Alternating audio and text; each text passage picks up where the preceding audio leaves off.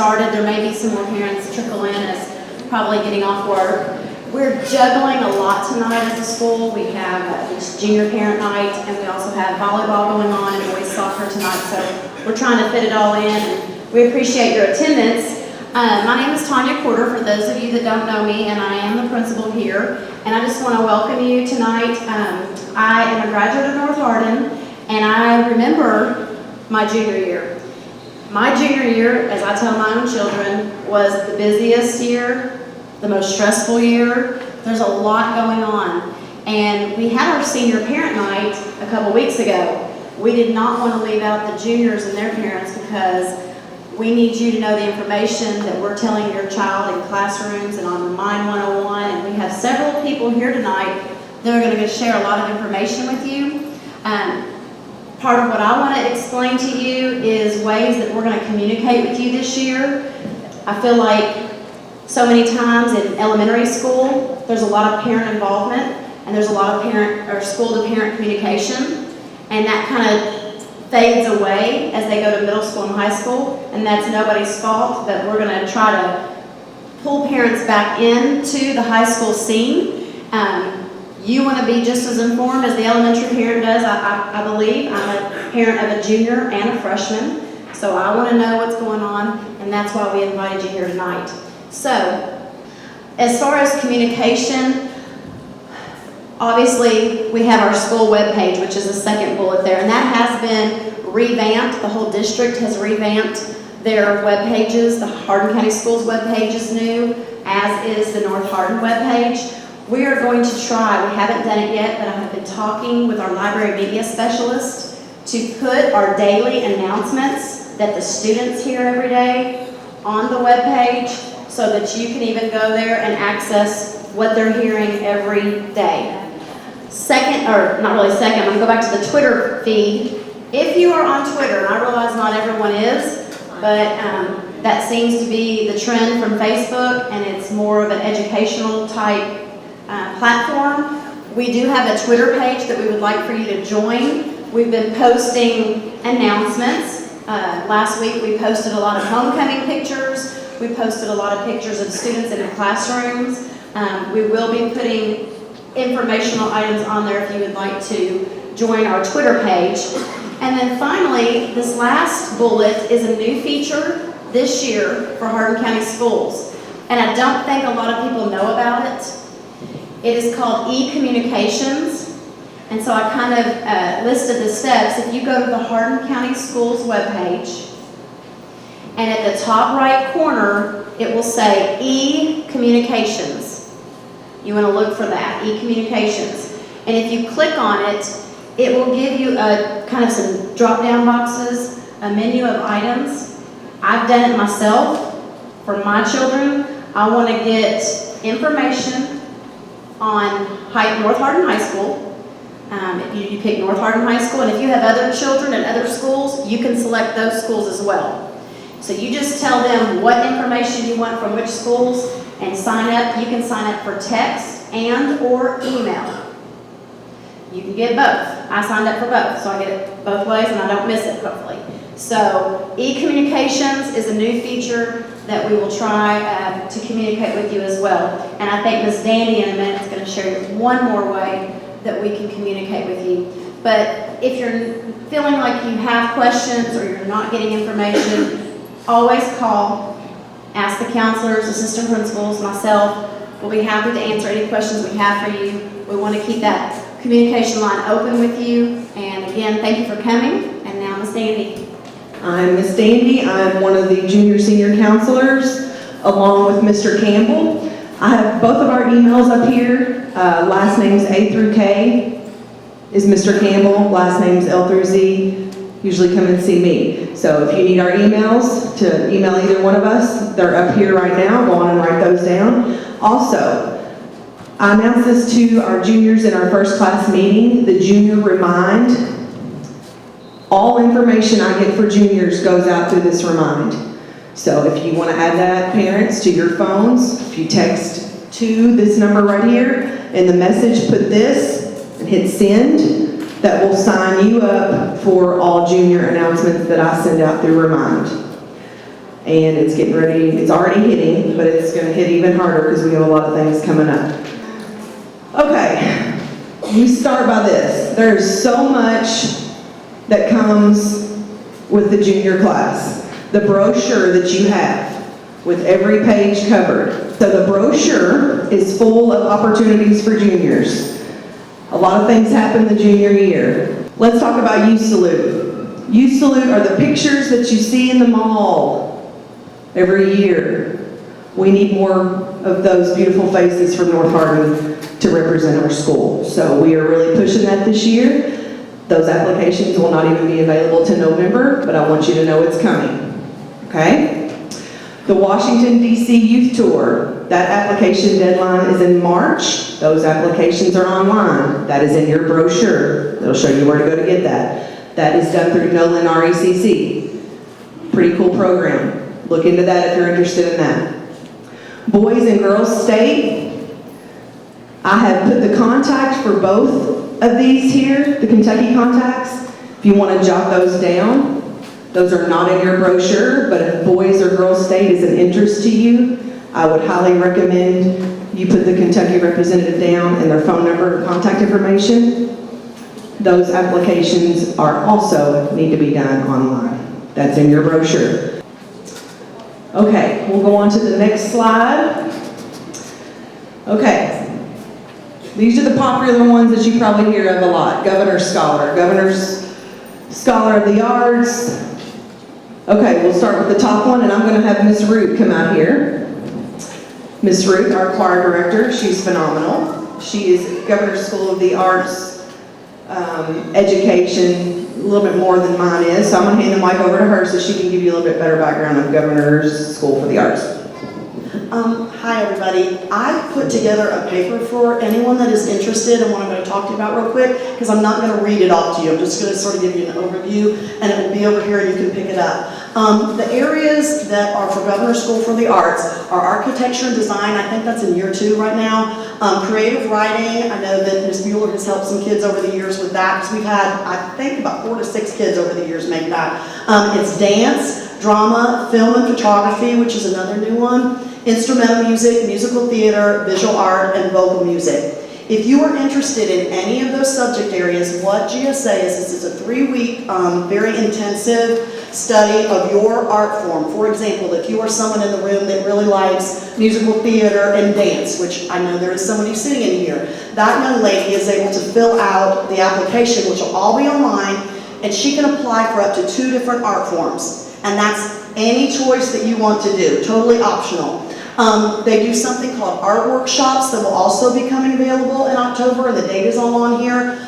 If you are interested in that, I highly suggest you do it. In the last 2 years, the 3 kids that have made it from my department have all gone to the art workshops. They give you private instruction, they will listen to you do an audition, and they will tell you what sounds good and maybe what needs to be improved. I know that we had a visual arts young man that made it last year, and they do an art opportunity for that also. So like I said, all of this is online. I know my area really well, but there is nothing that you cannot figure out by reading all of it. Like I said, it's a 3-week arts opportunity. It's totally free. It is scholarship money. The kids from my department that have gone the last 3 years are all theater majors at a college, and they all got scholarship money to be able to go. It used to be somewhat of a full ride, but they have extended somewhat of their opportunities for everybody. And you also have to have a minimum GSA or ACT score, so it's not just being talented in the arts. You got to have a high ACT score too. But those auditions are actually in November. So if you sign up for the arts showcase, you do that in October, you get your training, then you sign up in November for the actual application process, and they do all of that online, including your submissions of your art designs and all those kind of things, and they do sort of a pre-cut, and then after that you go back and you audition again. The biggest thing that I could say is I highly encourage everybody to do this, along with everything that they're sharing with you today. It's 200 spots for Governor's School of the Arts, and I was just asking Mr. Macy how many school districts he thought there were in the state. He was saying around 175. We had 3 kids last year from Governor's School for the Arts. That is a high percentage. And so even though 3 doesn't sound like a lot, that is amazing. So if your child wants to do this, just know it is a very extensive process, just like you would be for the Governor's Scholar Program. So if you have any questions, I'd be glad to help, but all of this is online, and I cut and paste everything that is on my information paper, including the website. So let me know if you need anything, but it'll be over here for you. Thank you. Okay, the next one, Governor's School for Entrepreneurs. This is one I don't think people hear a lot of, but it's kind of up and coming. This is for 9th through 11th grade students, and it's a 3-week summer program where basically young students get together and they're either creating some type of service or product, like legit creating a service or product, and they go and they work together in groups and then they present these things. So it's apparently a really good program. I've heard good things about it. This application is online. It's going to open up November. December 20th is the cutoff. So if you want to apply for that, feel free to get on there and look at that. All of these things, guys, have a website. So if you're interested in one and not the other 6, go to that website, read up on it, because it's going to fit people differently, okay? Okay. The Big Mama, Governor's Scholar, okay? This is the one where they will turn the applications into me. Now, this is quite the process. Ms. Bueller, she works with me very closely on Governor's Scholar. I think last year we had 20 to 25 applications turned in. If you want to get online and look at the application, I would highly suggest you do that. Get on there and look at it. It's lengthy. However, we do go through a good process. I think Ms. Bueller and I do of breaking that down and really walking those kids through those page by page, section by section, okay? So if that's something they're interested in, that also comes, like what Ms. Root said, scholarship money. We've had several kids get selected for GSP, and some of them are going full ride here, full ride there. So it's done very well for our students. So GSP is a huge one. We will probably ask for the first draft to be to us probably mid-November. We're going to set a date on that probably by the end of next week. But the final draft, we have to turn it into the central office. So I have to hand all mine over to central office by December 20th, basically before I go home for Christmas. Give them our stack. I would love to turn in 30 applications. The more we can turn in, the higher our numbers will be. We have some great students that could qualify for this. I want to also mention the PSAT that kind of goes along with this. It's not mandatory that you take the PSAT to do GSP. I would encourage it, but it's not mandatory. So, ACT or PSAT is mandatory. We've got to have a test score. Okay? So if they can do both, that's even better. But if you have a junior that has not taken the PSAT, or excuse me, has not taken the ACT and will not have a chance to before we turn in applications, which they should, October or December is where I would encourage them to sign up for that. They will have to do a teacher recommendation in that. They will have to do a community recommendation in that. And they will have to do, is there another writing? And a writing piece. There's a writing prompt. But the writing prompt choices, you all, they're really good. It's not like, oh, what's your favorite color and why? No. I mean, these are like good prompts. They interest the kids. Sometimes they strike a nerve and they really get a good piece of writing out of some of these things, okay? Ms. Bueller and I are going to set up times to work with the GSP students that are working on these huge applications, because that's probably going to be the biggest application on here. GSA might be lengthy too, okay? I know I've thrown a lot of you all with everything on this brochure, but if I read every single thing on here, y'all would be asleep. So, if you have any questions, feel free to email me. My email was on one of the slides back here. Please email me. I will try to help in any way I can. Call me. If you have questions, email Ms. Bueller. So when it comes to writing, email Ms. Bueller. She's got you covered there. Now, before Ms. Bueller comes up here and gives her spiel that everybody needs to hear, because it's the ACT, and you're going to want to hear this, We have great teachers in our building. I'd put our staff up against anybody else in this district, hands down. It takes a village, truly, to make all this happen. But we have some phenomenal teachers. We have kind of a group of teachers that's headed up an ACT prep session. So it's not just Miss Bueller that's doing it, but we've got Miss Thompson, we've got Miss Whalen, we've got all kinds of teachers that are pitching in to help this. But this woman has created a website for your kids to use with tools out the wazoo. She stays after school down in her room and does prep sessions till 5 or 5:15. She helps with GSP. She gives a lot of her time and a lot of her talents to these kids. We are very fortunate to have her. I want to show you all, these are 2 books that our assistant principals purchased for our juniors. Every single junior has access to this book, not only in their English classes, but in their math classes, science classes, and these are phenomenal. This is not the only means of ACT prep that we use, but your kids are welcome to check these books out at any time, and they can see any of their teachers that have a bunch. I know I have 50 of these, so that I can have enough for my whole class, and then I have enough that kids can check out and take home. Those books are amazing. I give a lot of my time because I love this place. This is my 17th year teaching here. I'm not even from here. I'm originally a West Virginia girl, but I bleed blue. I love this place, and ACT is my wheelhouse. So I tell my kids, I tell your kids, if you want to go to college, if you want to go to a prep program after high school, I want to find somebody else to pay for that for them, okay? And ACT is the way to make that happen.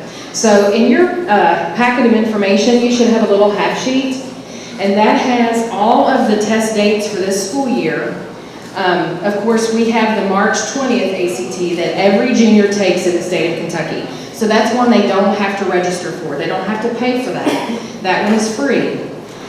I really, really encourage you to get your kids to take this test either in October, which the deadline for registration is Saturday, or in December. I really want them to take it one time for real, not just to practice, so that they can see what it's like, not just to the skills they'll have to demonstrate, but the stamina to sit and take that test. Because it's not like we practice in class where here's 20 minutes, let's practice this one passage. It's all 4 together. So I want them to, they're going to be tired when they finish taking that test. I want them to know what that feels like so that when they go in to take the one in March, they're not completely dumbfounded at the end of the day. I tell them their brains will be leaking out of their ears by that time. So I want you to practice with that. We do ACT prep here all the time. Tuesdays and Thursdays, today was our first session, and what we do is we try to accommodate students even if they can't get to the ACT sessions, and that's where this bit.ly comes into play. It is bit.ly Trojans Take the ACT. All bit.lys are case sensitive, so if you're typing this in, please make sure you capitalize the letters that are capitalized there. So what I have created is a page just of basic information, and if Miss Dana, you want to scroll down a little bit, there are all of the ACT dates and deadlines, reminders that if your children receive free introduced lunch, as I did in high school, here you get 2 free waivers. So they need to see their counselor and they can get the waiver code. If your child needs help registering, tell them to come and find me. I will come early, I will stay after if they need some help. The registration is not difficult, it's just a little bit of, it's a little overwhelming to look at it all. So I will be happy to stay. Any of the registration is at actstudent.org. I've got that link there as well. And then I have a page of the practice tests at the top. I've got 8 practice tests on there. And it's the full entire things. So it's the tests basically from 2013 to what is handed to the kids today when they register for the tests this school year. So they have a ton of practice tests that they can take if they have the time. I tell them if they don't have the time, pull out the answer sheet, jot down some of the answers, and then go back and look at some of those questions and figure out why the answer is right and why the other 3 answers are wrong. And that's what a lot of my students have done in the past, and it has really helped them to not just hit benchmark, but to exceed benchmark. And we've had some seniors this year taking the most recent ACTs so that they can try to get a little more scholarship money. So it's not just about hitting that minimum, it's about hitting that maximum, and let's find some people to pay for school for you. So you can check that out. I've got pages for every single test, resources, I mean anything that I find and get my hands on that is good, I try to add to this website. You don't have to pay for a thing for ACT Prep here at North, okay? Everything that is good, I get my hands on, and it's on that bit.ly, okay? So you're welcome to look at that. You can sit down with your kids, and I tell my students, you know, take some time each week just to look at some ACT things. It shouldn't be a surprise when you go to take it, whether it's October, December, or March 20th. We will have a practice ACT test here for juniors on November 16th. So the kids will actually get to experience what it's like to sit and take this test. They will be tired at the end of that day. They will leave there and go, oh, what just happened? So I want them to, I want that shock before you go and pay money and take the real one. And then of course, March 20th is our state test day. We really try hard to take care of your kids while they're here every single day. And we try extra hard on that day they take their ACT. So the ways that you can help, you know, the night before they take their test, a few nights before even. I know they don't like it, but maybe take those phones and turn them off. They do have an off button. I have to remind mine sometimes. They can be turned off. Take them. Let them get a few nights of really, really good sleep. Make sure they eat a good breakfast before they leave. You know, come to class or come to school when the day you take the test and dress for success. It's amazing how much better we feel if we're just dressed up, even if we feel like garbage. If we dress up, we feel a lot better. So I try to tell kids, don't show up in your pajama pants and your t-shirt when you're taking an ACT. Dress for the score that you want. And it really does make a difference. So again, I'm Mrs. Bueller. Please give me a contact, give me a yell if you need anything at all. I'm always here to help. Even if I don't have your little one in school, I will help him or her do whatever is necessary to get through this ACT. And let's let somebody else pay for college for them. Okay? Thank you all. So we've thrown a lot at you about junior year, but our next segue is into preparation for senior year. And we've kind of changed our focus here at North Hardin with Project Graduation. How many of you all are familiar, have heard it, maybe have some familiarity with Project Grad? Project Grad is actually an event that your students will get to enjoy next year. And the goal for the junior class this year is that we are going to actually host that so that next year when your student is a senior, someone will host it for you all. And you all can use that night to enjoy with your families. I know many people have company that come in from out of town. And you won't be shuffling around trying to come and volunteer and raise funds for your student when they're a senior. So we're hoping that our junior class and our junior class parents will step up this year for Project Grad. For those of you that are unfamiliar with Project Grad, it is actually a chemical-free party that we host here at North Hardin. We used to host it off-site at another location. It became very, very costly. Transportation was sometimes an issue because we used buses to get back and forth. So we decided last year to bring it back to North Hardin and host it here, and the feedback that we got from students was it was one of the best Project Grads they've ever attended. But it does take a lot of work. It takes a lot of manpower, it takes a lot of fundraising, so that's why we're calling on juniors and junior class parents to kind of help with this, so that again, next year, your student will be able to enjoy this event and someone else will do all the work. So what we're asking for is, over on the tables, we have sign-in sheets. For you, if you're interested in serving on the Project Grad Committee, there's a variety of different jobs for you. Fundraising, going out to the community, asking our very, very supportive and giving community to continue to pour into this event. There's opportunities for you to actually volunteer for setup, and there's opportunities for you to volunteer throughout the night. We have a variety of games, inflatables, food, a DJ, a casino, ways for the students to earn money so that they can buy prizes at the end of the night. Every single senior at the end of the night will walk out of this building with something to take home with them, whether it be a microwave for college, a television, a computer, a gift card, gas cards. Every single senior that attends gets a gift. But that again, we really do rely on our community, and that's where we need your help, is getting out there and helping us with this event. So if you're interested in participating on the Project Grad Committee, we welcome you, and we ask you to please take a few minutes to just sign in, leave us your email so that we can contact you to get that set up and get the ball rolling on that, because we really need to start on that soon. So we hope that you'll take some time to serve on that committee. So at this time, we're going to let Danielle Thompson. She is our newly crowned homecoming queen, but she's also the junior class president. Our class president is at Bruno Mars tonight and had tickets purchased before the state was set. So Danielle's going to talk a little bit about some of the initiatives with junior class. Okay, hi, first of all. So we're gonna do a lot of like service projects and stuff. So we wanna do like cards for veterans, and we wanna go visit the veterans at the center that's been built around Fort Knox and stuff. And then we wanna do Christmas angels. So like you guys choose a kid to donate and buy toys for Christmas, or clothes too. And then that's what we wanna do for service projects. And then any other projects that you want to suggest, we'd be happy to do them too.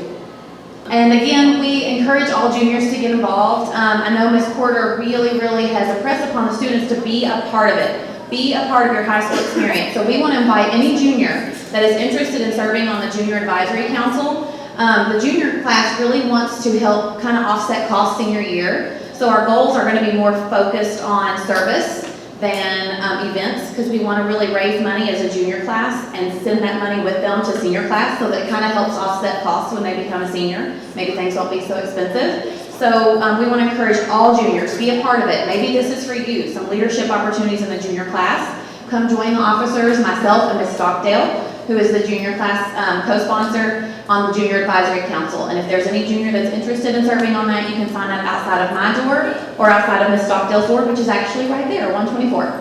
So thank you all for coming tonight. I'm gonna turn it back over to Ms. Andy. Thank you for coming. I'll be here for a few minutes. Ms. Beeler and us will be here for a few minutes if you have any questions. And we will see you next time.